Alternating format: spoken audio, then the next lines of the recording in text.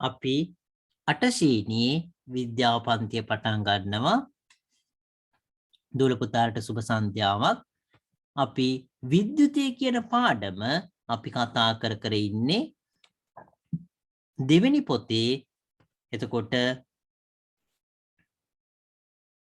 දෙවෙනි පොතේ 10 වෙනි පාඩම. එතකොට අපි කතා කරන්නේ එතකොට ඒකේ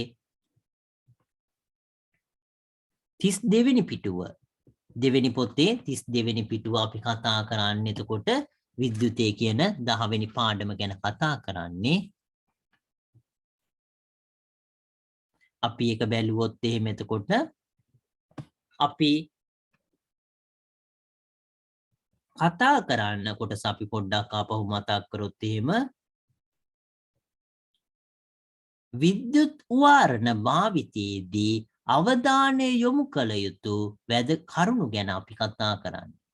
විද්‍යුත් වාරණ කියලා කිව්වේ අපි උපකරණ කියන එක. එතකොට ඒව භාවිතා කරනකොට වැදගත් වෙන කරුණු ගැන තමයි අපි අවධානය යොමු කරන්නේ. එතකොට අපි ඒක බැලුවොත් එහෙම එතකොට අපි අද කතා කරන්නේ ඒකේ 4 වෙනි.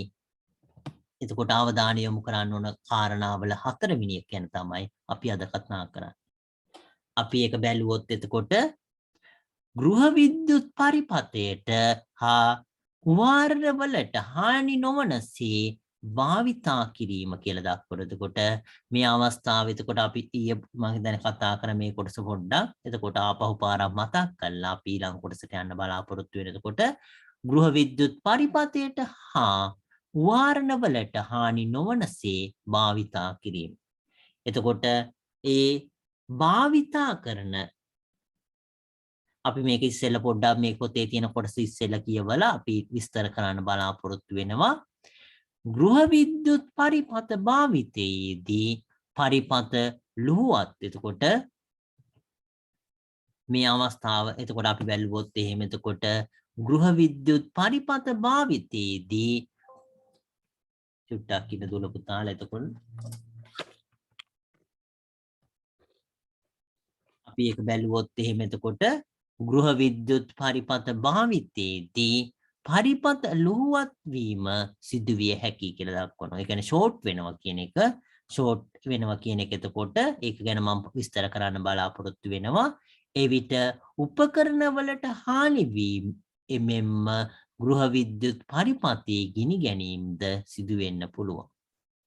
ඒ නිසා වාරණ භාවිතයට පෙර එවැනි අවස්ථා ගැන පරීක්ෂා කිරීම වෙන්න ඕන. වැඩි ශ්‍රමතාවයකින් යුත් උපකරණ වැඩි ගණනක් එකම කේවණයකට සම්බන්ධ කර තිබියදී භාවිතය සුදුසු නොවේ. නිදසුනක් ලෙස නිවසකදී විදුලි ස්ථිරිකය, ශීතකරණය, විද්‍යුත් උදුන් කිහිපයක්, රිදිර සෝදන යන්ත්‍රය, විදුලි ඇඹරුම් යන්ත්‍රය යනාදිය එකම කේවණයකට සම්බන්ධ කර ක්‍රියාත්මක කිරීමේදී ගෘහ විද්‍යුත් පරිපථයෙන් වැඩි ධාරාවක් යොදා ගන්නවා. එවිට රැහැන් කම්බි රත් වී ගිනි ගැනීම සිදු වෙන්න පුළුවන්. මෙලෙස වැඩි විද්‍යුත් ධාරාවක් භාවිතා කිරීම අධිහරණය ඕවර්ලෝඩ් කියන එක දුර පුතාලේ එකක් මතක තියාගන්න කිරීම කියලා හඳුන්වනවා කියන එක තමයි දක්වලා තියෙන්නේ. මේකේ තියුණු දේවල් අපි ආපහු විස්තර කරොත් එහෙම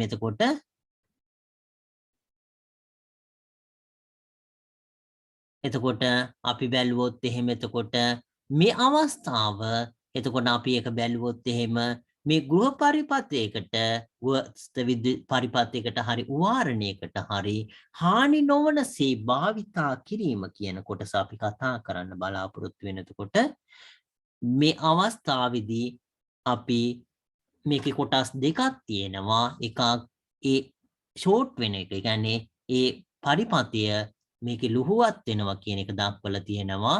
එතකොට ඒක ගැන අපි මුලින්ම කතා කරමු. මෙහෙම වුණාම මොකද්ද වෙන්නේ කියන එකයි ඊළඟට අපි අධිහරණය ලුහුවත් කියන එකයි. ලුහුවත් කියන ඒ සිංහල වචනය ඒක තරම් මට පුරුදු දෙයක් නෙවෙයි. ඒක නිසා දුල පුතාලා ෂෝට් කියන එක භාවිතා කරනවා ලුහුවත් කියන එකත් ලියා ගන්න දුල පුතාලා ඕවර්ලෝඩ් කියන එක ඊළඟට අධිහරණය කියන එක එතකොට ඕවර්ලෝඩ් කියන එක ෂෝට් වෙනවා කියන එක එතකොට අපි මේ දෙක කතා කරන්න බලාපොරොත්තු වෙන එතකොට ඒක මං වයිට් බෝඩ් එකේ කතා කරන්න බලාපොරොත්තු වෙනවා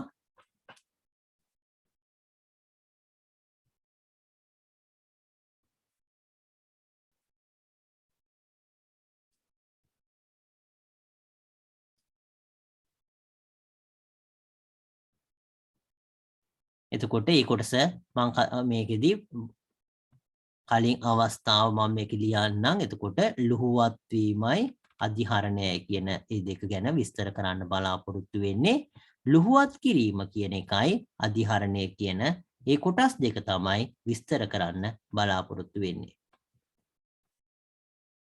චුට්ටක් ඉන්න එතකොට මම ඒක සර් ඔව් කියන්න සර් මේට අකුණු ගන්නවා මම ඉඳ අද පන්තිය නැතු ඉන්න ඔව් මේ YouTube එකෙන් බලන්න පුළුවන් එහෙම වුණොත් හරි ඕකේ ඕකේ හරි මේ YouTube එකෙන් බලන්න එහෙම වුණොත් අපි ලුහුවත් වීම කියන එකයි අධිහරණය කියන එකයි කතා කරන්න බලාපොරොත්තු වෙනවා මේක ෂෝට් සර්කිට් කියන එක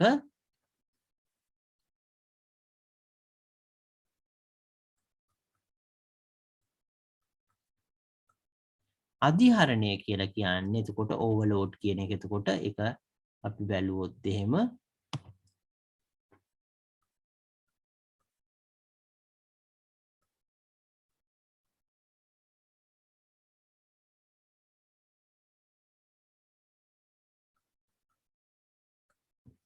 මේක මේ දෙක ගැන විස්තර කරන්න බලාපොරොත්තු වෙනවා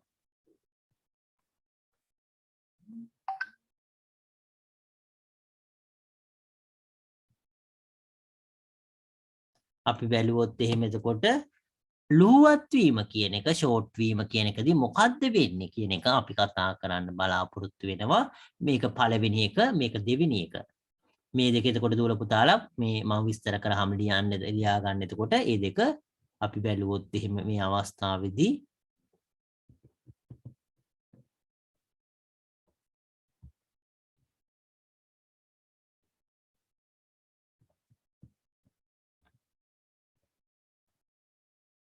අපි ඒක බැලුවොත් එහෙම එතකොට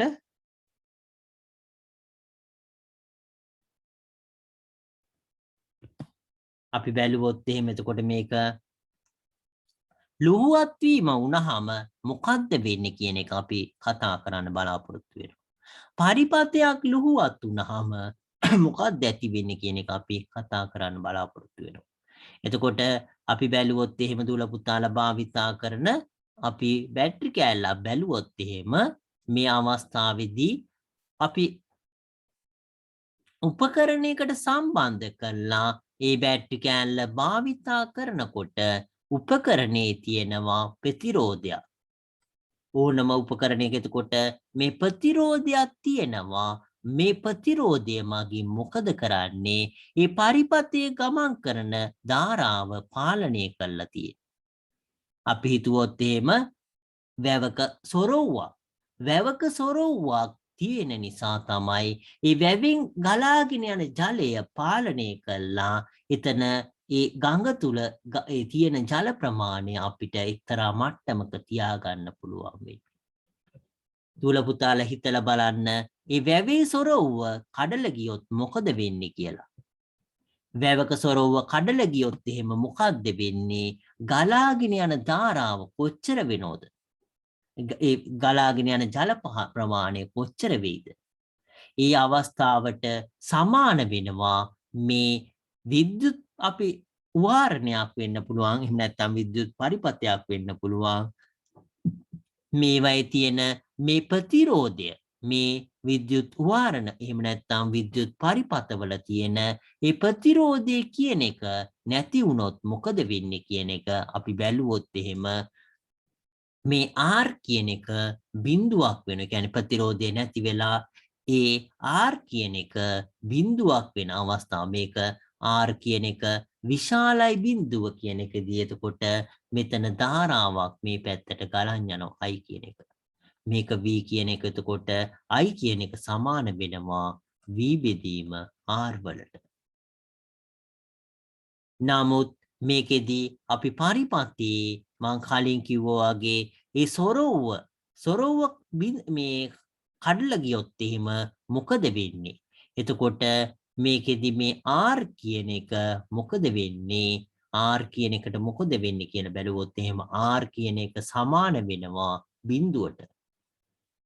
ඒ කියන්නේ ඒ වැවේ එතකොට ඒ තියෙන ජලයට කිසිම බාධාවක් නැහැ. තියෙන දේවල් සීරම එකපාරට ගලන් යනවා. ඒ කියන්නේ පල්ලෙහා තියෙන ඒ ගංගාව වටේ තියෙන සීරම ගෙවල් ඒව සීරම වතුරින් යට වෙනවා එකපාරට. මොකද එකපාරට විශාල. ඒ කියන්නේ ඒ වැවේ ඉඳන් එන ඒ මාර්ගය ඒ ජලය ගෙනියන මාර්ගය අපි මෙතන මම ඕනනම් අඳින්න දුල පුතාලට එතකොට මෙහෙම වැවක් තියෙනවා මේකේ සොරව්වක් තියෙනවා මෙහෙම මෙතනින් මේ වතුර මෙහෙම එන මේ සොරව්ව කඩලා ගියොත් එහෙම මේ අපි හිතුවොත් එහෙම මේ ආකාරයට ගඟේ ගලන් යනවා කියලා. එතකොට මේ අවස්ථාවේදී කඳු ගැට පේලියක් එහෙම තියෙන එතකොට මේ වැවෙන් එතකොට එන ජලය එතකොට මේ ආකාරයට ගලන් යනවා කියලා සොරව්ව කඩලා ගිය අවස්ථාවකදී මොකද වෙන්නේ? මේ වැව තියෙනවා වැවේ සොරව්වක් නැහැ. එහෙනම් මේ වතුර ටික සේරම එකපාරට කඩාගෙන එනවා. මේ ගඟ කියන එක එහෙමම නැත්තර නැති වෙන. මොකද මේ විශාල වතුර ප්‍රමාණයක් එකපාරටම එන්නේ. එතකොට ගඟ කිව්වට ඒක ගඟකටත් වඩා එතකොට විශාල මේ එකක්. එතකොට ගඟේ අපි හිතුවොත් එහෙම ඒකේ බැමි එහෙම තියුණොත් එහෙම පාලං එහෙම තියුණොත් සේරම කඩාගෙන මේ වතුර පාර යන්න පුළුවන්. ඊතරම් ප්‍රබල වෙන්න පුළුවන්. එතකොට ඒක නිසා එතකොට මේ R කියන එක අපි මේ අවස්ථාවේදී ධාරාව බැලුවොත් එහෙම I කියලා මේ අවස්ථාවේදී I1 කියලා කිව්වොත් එහෙම මේ අවස්ථාවේදී I2 කිව්වොත් එහෙම I2 සමාන වෙනවා V බෙදීම R කියලා කියන්නේ කීයද? බිඳුවක්. ඒ කියන්නේ අපි මේ අවස්ථාවේදී අපි හිතුවොත් එහෙම එක බැටරි කෑල්ලක් කියලා 1.5 වෝල්ට් කියලා 1.5 වෝල්ට් කියන එක බෙදන්නේ කීයෙන්ද? අපි හිතුවොත් එහෙම 0.001 කියලා බැලුවොත් එහෙම විශාල ධාරාවක් ගලාගෙන යනවා. ඒ කියන්නේ එකපාරටම විශාල ධාරාවක් ගලාගෙන යනවා. ඒ කියන්නේ මේ පරිපතේ මේ කම්බිය මේ ගඟ මේ අවස්ථාවේදී නැත්තර නැති වෙලා යනවා වගේ මේ කම්බියත් මොකද වෙන්නේ? මේ ගලාගෙන යන ධාරාව මේ අවස්ථාවේදී විශාල ධාරාවක් ගලන් යනවා. ඒ ධාරාව නිසා කම්බිය මොකද වෙන්නේ? කම්බිය පිච්චෙනවා. මොකද දූල පුතාලගේ ගෙවල් වල භාවිතා කරන කම්බියක් වුණොත් එහෙම සාමාන්‍ය අපි භාවිතා කරන්නේ ඇම්පියර් 5ක ප්ලග් එහෙම. එතකොට ඒක ඇම්පියර් 5කට වඩා ඒ කියන්නේ 5ට වඩා යම් කිසි ප්‍රමාණයකට දරා ගන්න පුළුවන් වෙනවා. නමුත් ඒක ගොඩක් එකපාරට ඇම්පියර් 10ට වඩා අපි හිතුවොත් ඇම්පියර් 20ක් 30ක් එහෙම ගලාගෙන යන්න බෑ ඇත්තටම. ඒක නිසා මේ අවස්ථාවේදී මෙතනදී මේ සොරව්ව එතකොට කැඩුනහම ඒ පැත්තම යට වෙනවා වගේ මේ අවස්ථාවේදී කියන්නේ පරිපතය ෂෝට් වුණොත් ඒ කියන්නේ ප්‍රතිරෝධය බිඳුවක් වුණු අවස්ථාවකදී විශාල ධාරාවක් ඒක තුලින් ගලාගෙන යන්න බලනවා. ඒ කියන්නේ දුල පුතාලා ප්ලග් එක අපි භාවිතා කරන අවස්ථාවේදී ඒ ෂෝට් වෙච්ච පරිපතයේ තියෙන තැන ඉඳන් මේන් එක වෙනකන් ඒ සේරම විශාල ධාරාවක් ගලාගෙන යනවා. ඒ කියන්නේ ඒ පරිපතයම පිච්චෙන්න බලනවා. ඒක හොඳට මතක තියාගන්න දුල පුතාලා. ඒ පරිපතයම ගිනි ගන්න පුළුවන්. එහෙම වුණොත් එහෙම මොකද ඒ විශාල ධාරාවක් කියලා යනවා කියලා කියන්නේ විශාල තාපයක් එකපාරට ඇති වෙන්න පුළුවන්. ඒක නිසා දුල පුතාලා ඒක හොඳට මතක තියාගන්න. ඒක නිසා ඒ ගෙවල් වල ගිනි උනත් ඇති වෙන්න පුළුවන්. මේක තමයි එතකොට අපි මෙතන කතා කරේ එතකොට ලුහුවත් වීම කියලා කතා කරේ. එතකොට මේක දුල පුතාලා මේ ටික එතකොට මේක ලියාගත්තට කමක් නැහැ. එතකොට ලියාගත්තොත් එතකොට මේක R අසමානයි බිඳුව අවස්ථාව. ඒ කියන්නේ සාමාන්‍ය අපි එතකොට R විශාලයි බිඳුව කියන්නේ ඒ අවස්ථාවේදී එතකොට R විශාලයි බිඳුව වෙනකොට එතකොට ඒ කියන්නේ R විශාලයි බිඳුව කියන්නේ ලුහුවත් නොවන අවස්ථාව.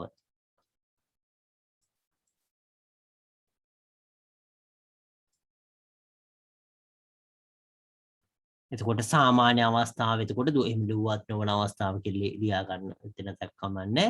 මේ අවස්ථාව ලුහුවත් අවස්ථාව. ලුහුවත් විට කියලා කියන්නේ එතකොට R සමානයි බිඳුව විට. එතකොට මේ අවස්ථාවේදී විශාල ධාරාවක් ගලාගෙන යනවා. ඒක නිසා මේ පරිපථයේ එතකොට ඒ විද්‍යුත් පරිපථය සර්කිට් එකේ සම්පූර්ණයෙන්ම පිච්චෙන්න පුළුවන්.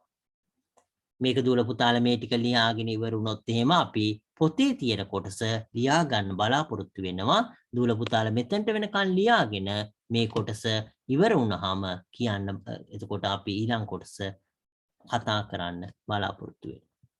මේක හොඳට මතක තියාගන්න පුළුවන් ආකාරය තමයි මම කලින් කිව්ව ආකාරය. එතකොට සොරවුවක් කඩලා ගිය අවස්ථාව හොඳට සිහිපත් කරගන්න. එතකොට ඒ ගංගාවට එහෙම මොකද වෙන්නේ කියන එක කතා මතක් කරාම දූල පුතාලට ඒක තේරුම් ගන්න පුළුවන්. මෙතෙන්ට වෙනකන් ලියාගෙන ඉවරුනහම කියන්න අපි ඊළඟ කොටසට යන්න පුළුවන්.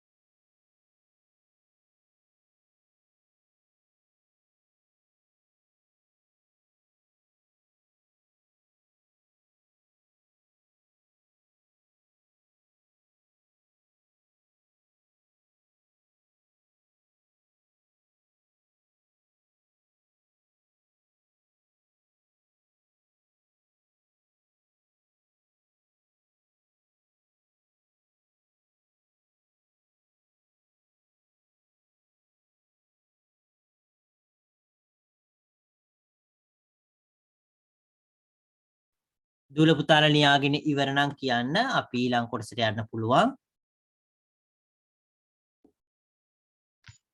සර් ඔය කොටස ආයෙමත් කියලා දෙන්න පුළුවන්ද සරයක් තේරුනේ නෑ සර්. ඕකේ. මේ අවස්ථාවේදී මේ කියන්නේ ෂෝට් වෙන අවස්ථාව ගැන කියන්නේ. ෂෝට් නොවුණු අවස්ථාවකදී අපි පරිපාතයක ගලාගෙන යන ධාරාව කියන එක බැලුවොත් එහෙම මේකෙදී මම මේ කොටස මම මේක මකලා මම ආපහු පාරක් එක කියලා දෙන්නම්. මම අලුත් පිටුවක කියලා දෙන්නම්. ඒක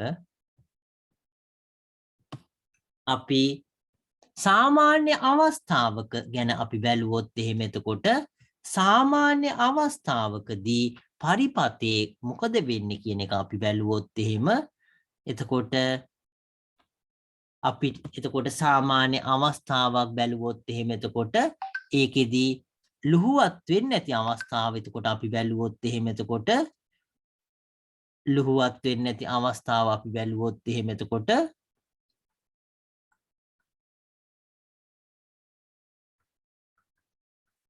ලුහුවත් නැති විට මොකද වෙන්නේ කියන එක අපි බැලුවොත් එහෙම එතකොට පරිපතයකදී එතකොට මේ ආකාරයට අපි ඒ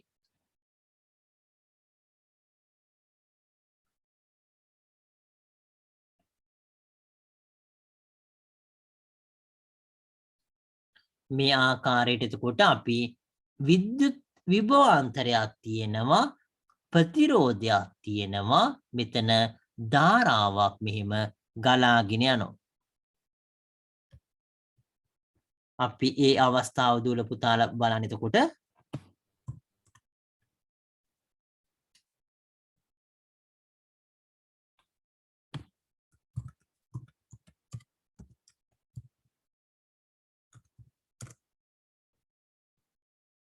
අපි එහෙ ලුහුවත් නැති අවස්ථාවකදී එතකොට මේ ගලාගෙන යන ධාරාව කියන එක විශාල ප්‍රමාණයක් විශාල ධාරාවක් එකපාරට ගලාගෙන යන. ඒ කියන්නේ මේ අවස්ථාවේදී මේ පරිපතේ ප්‍රතිරෝධයක් තියෙනවා. ඒක දූල පුතාලා මතක් කරගන්න වැවක සොරවුවක් තියෙන අවස්ථාවට සමාන වෙනවා. ඒ කියන්නේ වැවක සොරවුවක් තියෙනවා නම් ඒ අවස්ථාවේදී ඒකෙන් පුළුවන් ඒ ජලය පාලනය කරන්න. ඒ කියන්නේ වැවේ එන වතුර ටික සම්පූර්ණයෙන් එකපාරට ගලාගෙන යන්නේ නැහැ කියන එක මතක තියාගන්න. ඒ වගේ අවස්ථාවක් එතකොට මේ R කියන එක මේක විශාලයි බිඳුව. ඒ කියන්නේ R කියන එක බිඳුව නෙවෙයි කියන එක. ඒ කියන්නේ R බිඳුවක් නෙවෙයි නම් ප්‍රතිරෝධයේ අගයක් තියෙනවා කියන එක මතක තියාගන්න. ඒක නිසා ලුහුවත් නැති වෙලාවට කියන්නේ සාමාන්‍ය අවස්ථාවකදී එතකොට මේකෙදී මේ ආකාරයට ප්‍රතිරෝධයක් තියෙනවා ඒකට විභවාන්තරයක් සැපයුවාම ධාරාවක් ගලන් යනවා මේ ධාරාව එතකොට කලින් කතා කරපු අවස්ථාව වගේ යම් පාලනයකට යටත් වෙච්ච ධාරාවක් කියන්නේ විශාල ධාරාවක් ඒ කියන්නේ කලින් කතා කරා වගේ එකපාරට විශාල ජල පහරක් පැත්තම කඩාගෙන යනවා කියන්නේ ඒ කියන්නේ මේ අවස්ථාවේදී ධාරාවෙන් කිව්වොත් එහෙම විශාල ධාරාවක් එකපාරට මේ බැටරිය හරහා එකපාරට ගමන් කරන්නේ නැහැ කියන එක මතක තියාගන්න. ඒ කියන්නේ මේ අවස්ථාවේදී මේ පරිපතේ මේ කම්බි වුණත් මේ කම්බියට වුණත් ඒ දරා ගන්න පුළුවන් ධාරාවක් තියෙනවා. ඒක නිසා ඒ ධාරාවට වඩා වැඩි ධාරාවක් මේ අවස්ථාවේදී ගමන් කරන්නේ නැහැ කියන එක මතක තියාගන්න. ඒක නිසා මේ පරිපතේ ගමන් කරන ගලාගෙන යන ධාරාව කියන එක වැදගත් වෙනවා. අපි ඒක හොයන්නේ කොහොමද? V බෙදීම R වලින්. ඒක නිසා දූල පුතාලට මේකෙන් තේරෙනවා ඇති මේ R කියන එක බලන්න මේකේ R කියන එක මම මේකේ උදාහරණ දෙකක් පෙන්නන්නම් ඒක මතක තියාගන්න අපි V කියන එක 1.5 වෝල්ට් කියන අවස්ථාව ඒ කියන්නේ දූල පුතාලා දන්න බැටරි කෑල්ලක විභවාන්තරයක් සපයපු අවස්ථාව මතක කරගන්න. එතකොට මේ අවස්ථාවේදී ප්‍රතිරෝධය මේ R කියන එකට අවස්ථා දෙකක් ගැන අපි බැලුවොත් එහෙම පළවෙනි එක R1 කියන ප්‍රතිරෝධයේ අවස්ථාව ඒක අපි හිතුවොත් එහෙම 1 ඕම් කියලා. 1 ඕම් අවස්ථාව ඒ වගේම අපි හිතුවොත් එහෙම R2 කියලා මං කියන්නම් R2 කියන එක මේක 0.01 ඕම් කියන අවස්ථාව. මේ අවස්ථා දෙක අපි බැලුවොත් එහෙම එතකොට මේ අවස්ථා දෙක බැලුවොත් මොකද වෙන්නේ කියන එක අපි ගණනය කරමු. මේ සමීකරණය දූල පුතාලා තාම ඉගෙනගෙන නැහැ. නමුත් මේක ධාරාවයි ඒ ප්‍රතිරෝධය විද්‍යුත් විභවාන්තරයයි ධාරාවයි ප්‍රතිරෝධය අතර සම්බන්ධය තමයි මේකෙන් පෙන්වන්නේ. එතකොට අපි ඒක බැලුවොත් එහෙම එතකොට මේ අවස්ථාවේදී මේ අවස්ථා දෙක වැදගත් වෙන්නේ ප්‍රතිරෝධය 1 ඕම් කියන අවස්ථාවයි 0.1 ඕම් කියන අවස්ථාව. ඒ කියන්නේ මේකෙදී මේ ප්‍රතිරෝධය කියන එක එතකොට මේ අවස්ථාවේදී එතකොට ප්‍රතිරෝධය කියන එක එතකොට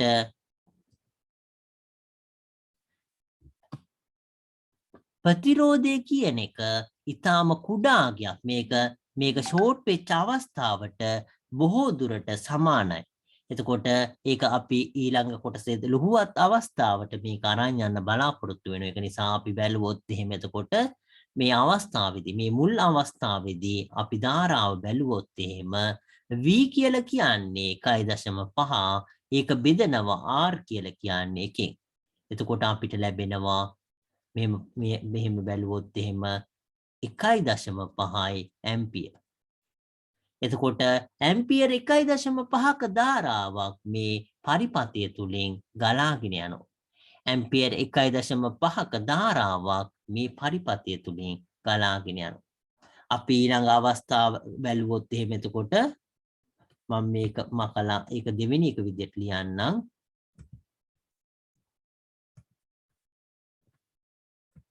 එතකොට අපි ලුහුවත් අවස්ථාවේදී අපි බැලුවොත් එහෙම ලුහුවත් විට අපි බැලුවොත් එහෙම එතකොට මේකෙදී අපි පරිපථයේ බැලුවොත් එහෙම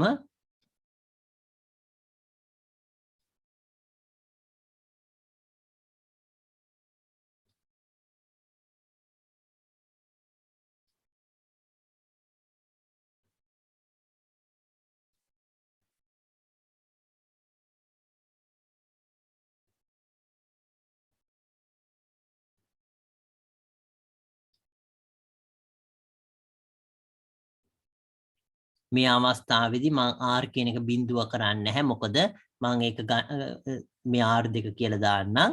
මේකෙදි ලුහුවත් වෙලාවේදී r දෙක බිඳුවට සමාන වෙනවා. නමුත් මේ අවස්ථාවේදී මම ඒක ලියන්නේ නැත්තේ මම ගණනය කරන්න බලාපොරොත්තු වෙන නිසා r දෙක කියන එක මම බැලුවොත් ලියන්නම් 0.01 ඕම්. ඒ කියන්නේ ෂෝට් වෙච්ච අවස්ථාවට බොහෝ දුරට සමාන අවස්ථාවක්. එතකොට අපි ඒකෙදී විද්‍යුත් ධාරාව බැලුවොත් එහෙම I කියන එක V බෙදීම. V කියලා කියන්නේ එතකොට 1.5යි. එතකොට V බෙදීම R කියන එක. එතකොට V කියලා කියන්නේ මේකමයි. එතකොට මෙතනත් 1.5යි.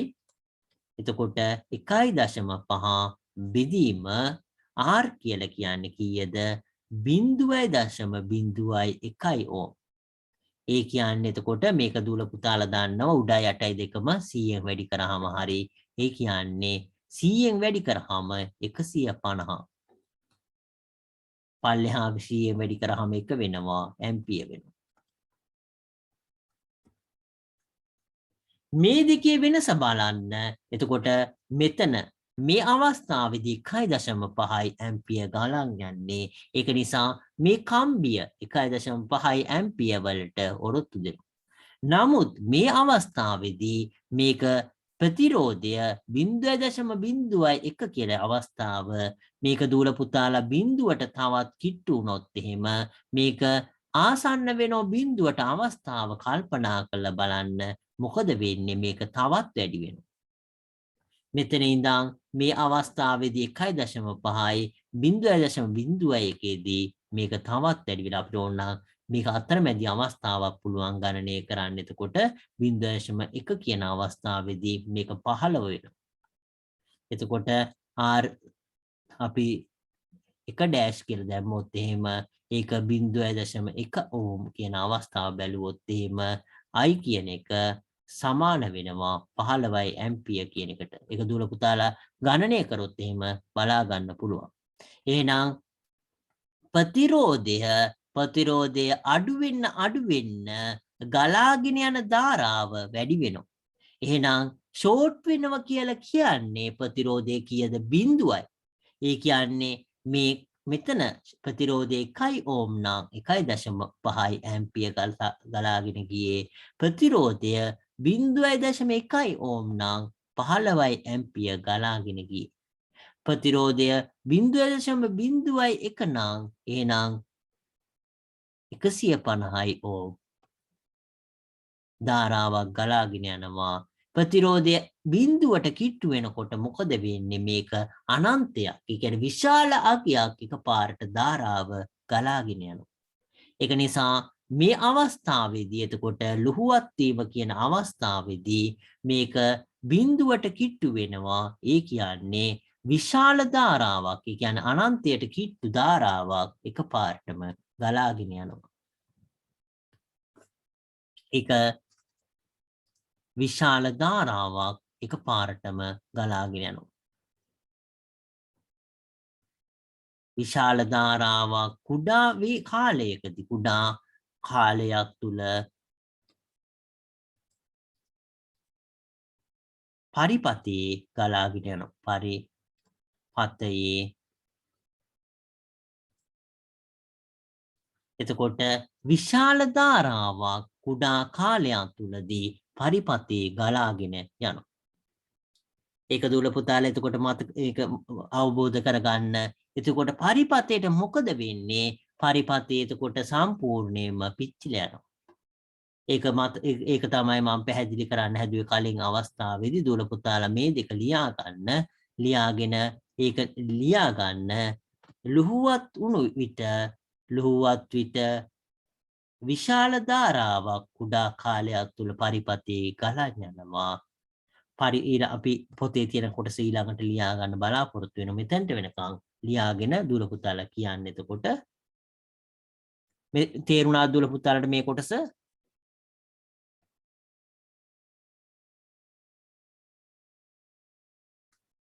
මේ කොටස තේරුම් නැති කොටස් තියෙනවද? තේරුණාද මේ කොටස? තේරුණා සර්. හරි ඕකේ.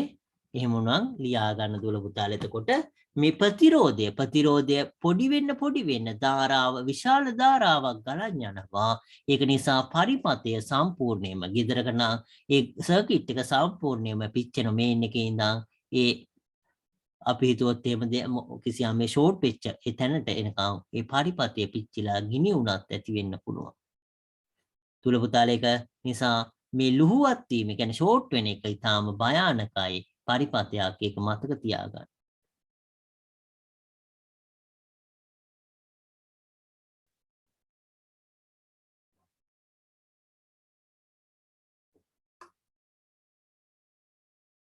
මේක ලියාගෙන ඉවරලා කියන්න අපි ඊළඟ කොටසට යන්න පුළුවන්.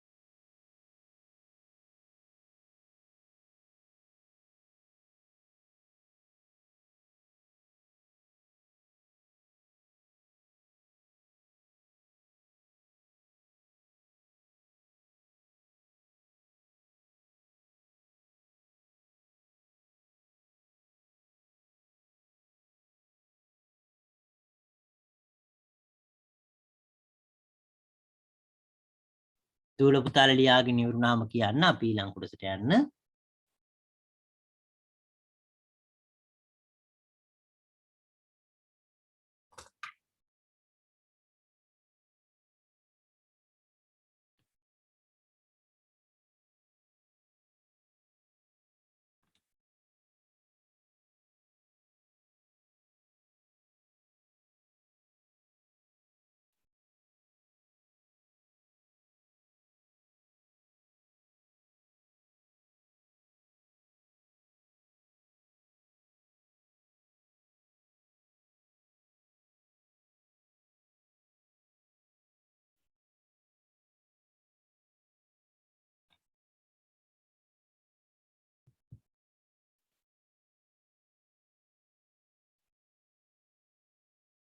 දුල පුතාලා ලියාගෙන ඉවර හින්දා අපි ඊළඟ කොටසට යන්න බලාපොරොත්තු වෙනවා. තාම ලියන දුල පුතාලා ඉන්නවා කියන්න.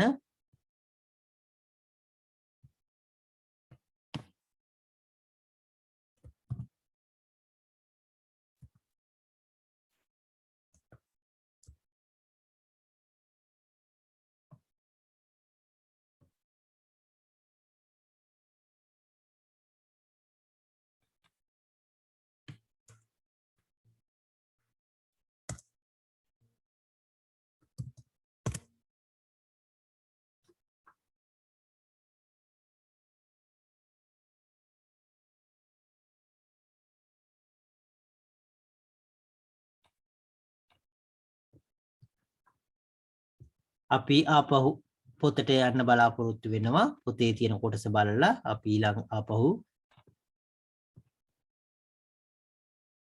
අධිහරණය කියන කොටස කතා කරන්න බලාපොරොත්තු වෙනවා. එතකොට මිලිහුවත් වීම ගැන අපි කතා කරේ.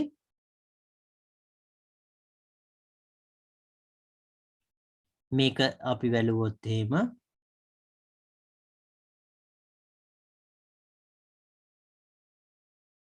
මේ කොටසේදී ගෘහ විද්‍යුත් පරිපත භාවිතයේදී පරිපත ලුහුවත් වීම සිදුවිය හැකි අතර එමගින්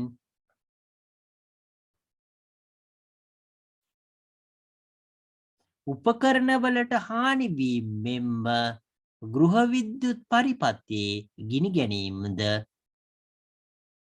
සිදුවීමට ඉඩ තිබේ. ඒක දුල පුතාලා ලියා ගන්න. එතකොට ගෘහ විද්‍යුත් පරිපත භාවිතා කරනකොට පරිපත ලුහුවත් වීම සිදු වෙන්න පුළුවන්.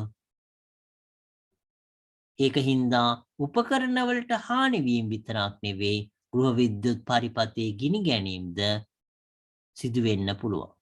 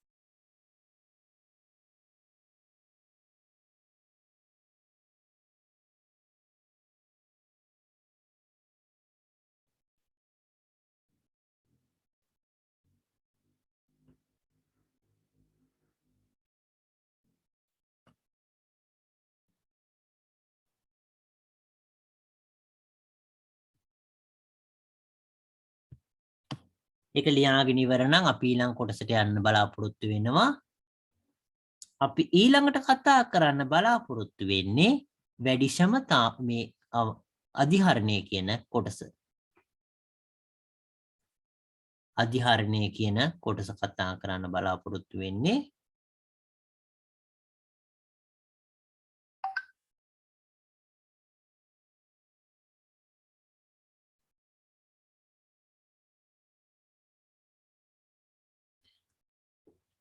අපි ඒක බැලුවොත් එහෙම එතකොට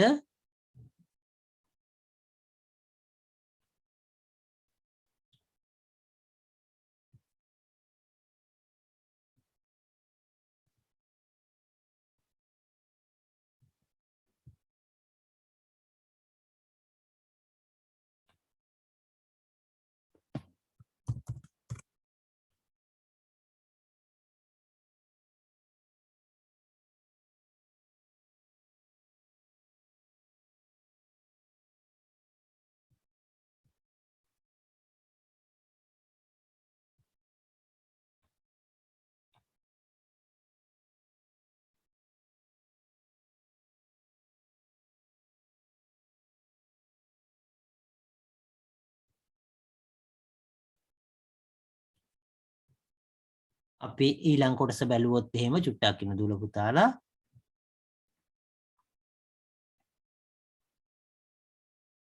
මම ඊළඟ අධිහරණය කියන කොටස විස්තර කරන්න බලාපොරොත්තු වෙනවා.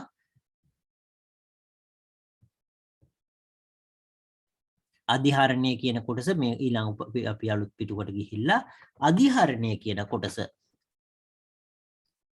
අධිහරණය ඕවර්ලෝඩ් කියන එක. එතකොට අපි ඒක විස්තර කරොත් එහෙම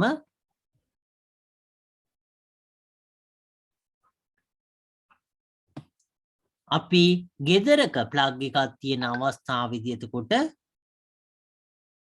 අපි ප්ලග් එකක් තියෙන අවස්ථාව බැලුවොත් එහෙම එතකොට මේකෙදී මේක අර්ත් එක මේක එතකොට මේ අවස්ථාව මේක නිව්ටල් එක කියන මේක ලයිට් එක එන අවස්ථාව එල් කියන. එතකොට අපි මේ ප්ලග් එකට එතකොට සම්බන්ධ කරනවා. අපි මෙතනට ප්ලග් එක සම්බන්ධ කරලා එතකොට ඒ ප්ලග් එක එතකොට අපි සමහර වෙලාවට මල්ටි ප්ලග් එකක් වෙන්න පුළුවන්. මල්ටි ප්ලග් එකේ මෙහෙම ප්ලග් කීපයක් මෙහෙම තියෙයි කියලා හිතුවොත් එහෙම මේකට අපි විවිධ දේවල් වොෂින් මැෂින් එකක් තියෙනවා නම් වොෂින් මැෂින් එක කියලා හිතුවොත් එහෙම එතකොට වොෂින් මැෂින් එක සම්බන්ධ කරනවා මේකට මෙහෙම මේකට සම්බන්ධ කරා කියලා හිතුවොත් එහෙම අපි රයිස් කුකර් එකක් තියෙනවා රයිස් කුකර් එක ගෙනල්ලා එතකොට රයිස් කුකර් එක ගෙනල්ලා මෙතනට සම්බන්ධ කරා අපි තව වතුර කේතලයක් තියෙයි කියලා හිතුවොත් එහෙම වතුර කේතලයක් එතකොට ඒකත් ගෙනල්ලා මෙතනට සම්බන්ධ කරා මේ ආකාරයට මෙහෙම සම්බන්ධ කරාම මොකද්ද වෙන්නේ කියන එක අපි කතා කරන්න බලාපොරොත්තු වෙනවා. එතකොට මේ අවස්ථාවේදී මොකද්ද සිද්ධ වෙන්නේ කියන එක අපි කතා කරන්න බලාපොරොත්තු වෙනවා. අපි හිතුවොත් එහෙම මේ වොෂින් මැෂින් එක 1 කිලෝවොට් කියලා. මේ රයිස් කුකර් එක 1 කිලෝවොට් කියලා.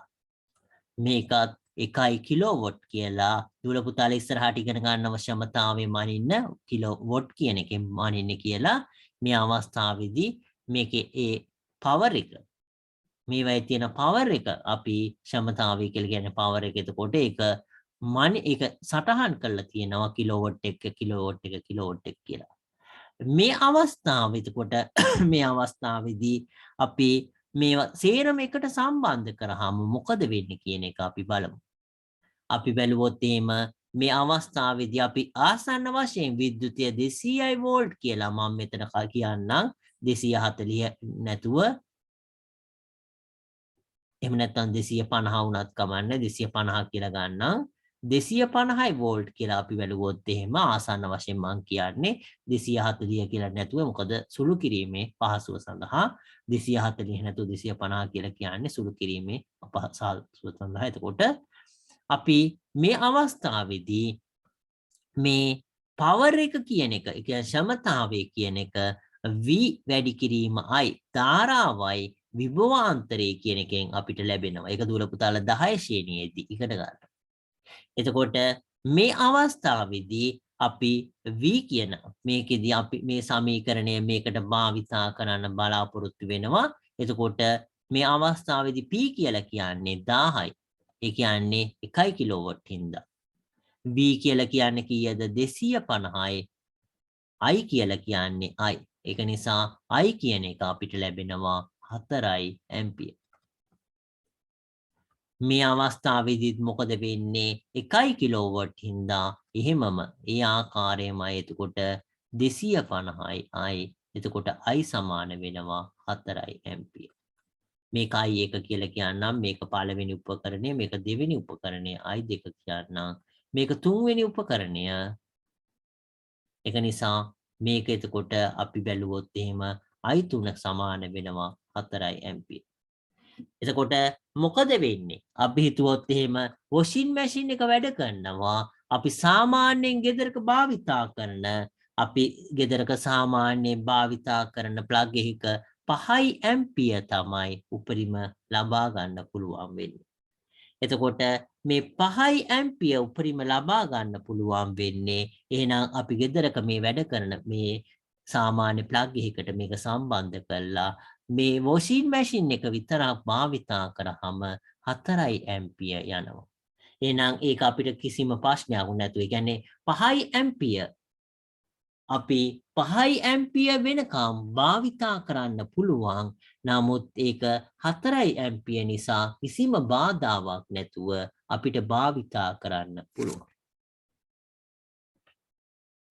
අපි ඊළඟ අවස්ථාව බැලුවොත් එහෙම මේ වොෂින් මැෂින් එක දාලා තියෙනකොට කවුරු හරි ඇවිල්ලා මේ රයිස් කුකර් එකත් ගහනවා. එතකොට මොකද වෙන්නේ? 4 ඇම්පියර් තව මේකට එනවා. ඒ කියන්නේ මෙතනින් 8 ඇම්පියර් ගහලාගෙන යන්න උත්සාහ කරනවා. එතකොට 5 ඇම්පියර් ගලන් යන්න පුළුවන් වෙන්නේ. නමුත් 8 ඇම්පියර් යන්න යනකොට මොකද වෙන්නේ? ඒක සමහර වෙලාවට පියුස් එක යන්න පුළුවන්.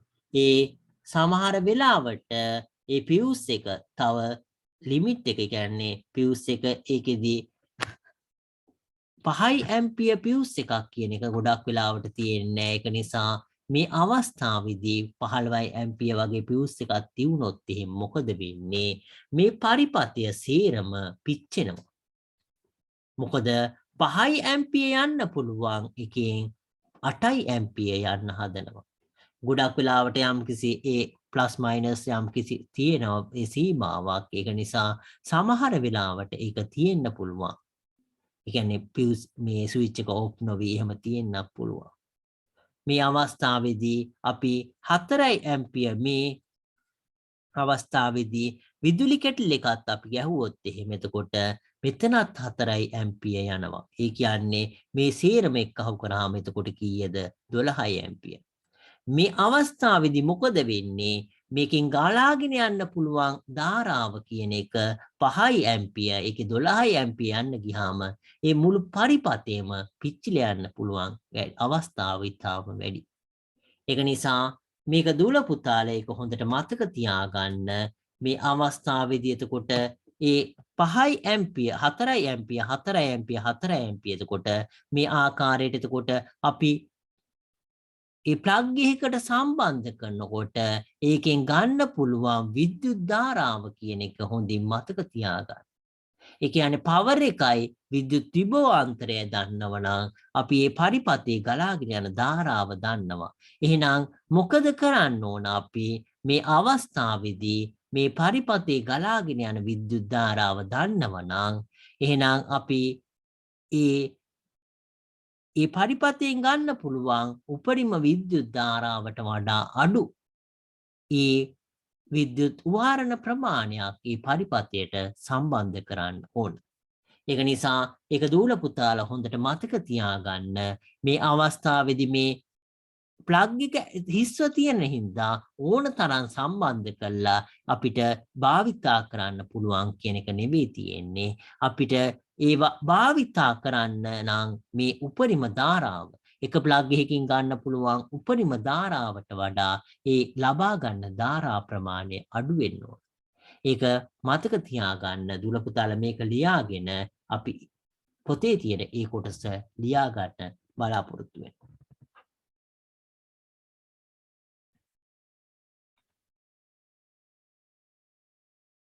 ලියාගෙන ඉවර වෙලා කියන්න දුල පුතාලා අපි තව චුට්ටකින් ඉවර වෙනවා. තව විනාඩියකින් දෙකකින් විතර.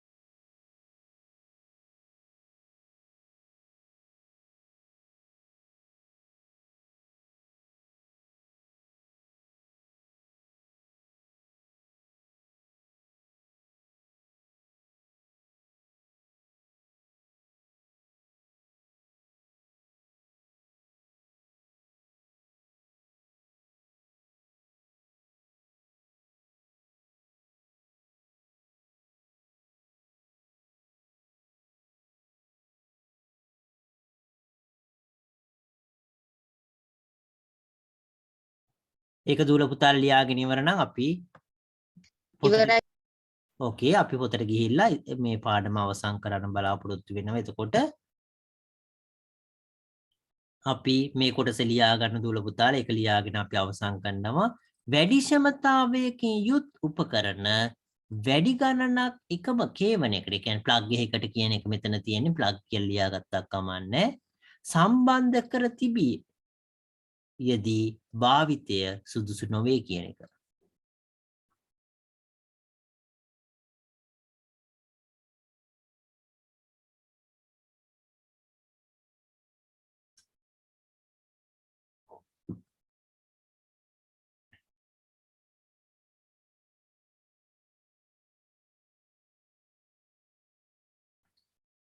සුදුසු නොවේ කියලා ලියාගෙන ඊට පස්සේ ගෘහ විද්‍යුත් පරිපතයෙන් වැඩි ධාරාවක්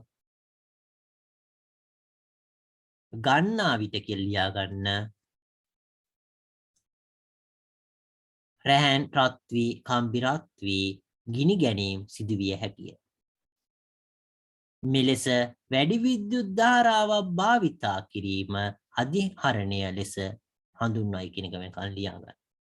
ඒක ලියාගෙන ඉවර වුණාම අපි පන්ති අදට මෙතනින් අවසන් කරනවා. දුල පුතාලා ඒක ලියාගෙන ඉවර වෙලා ලොග් අවුට් වෙන්න. එතකොට ඒක ලියාගෙන ඉවරලා කියන්නේ එතකොට ඉස්සෙල්ලා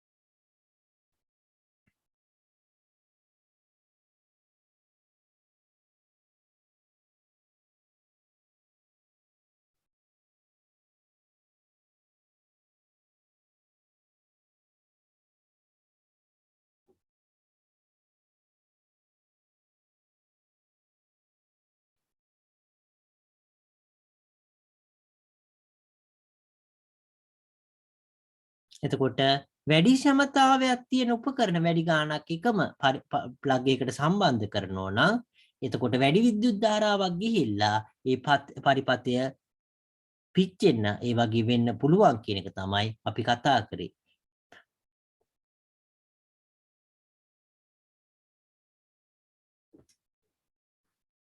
මේ ආකාරයට වැඩි විද්‍යුත් ධාරාවක් භාවිත කරන එකට අපි අධිහරණය කියන එක කියලා කිව්වා. එතකොට ඒක දුර පුතාලා ලියාගෙන අපි අදට පන්තියේ එතනින් අවසන් කරන්න බලාපොරොත්තු වෙනවා.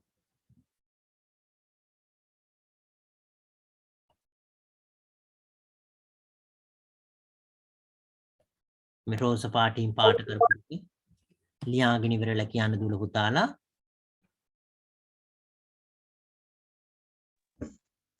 ඉවරයි සර්. ඕකේ ලියාගෙන ඉවර නම් අපි අදට පන්ති මෙතනින් අවසන් කරනවා. දුල පුතාලට සුබ රාත්‍රියක්.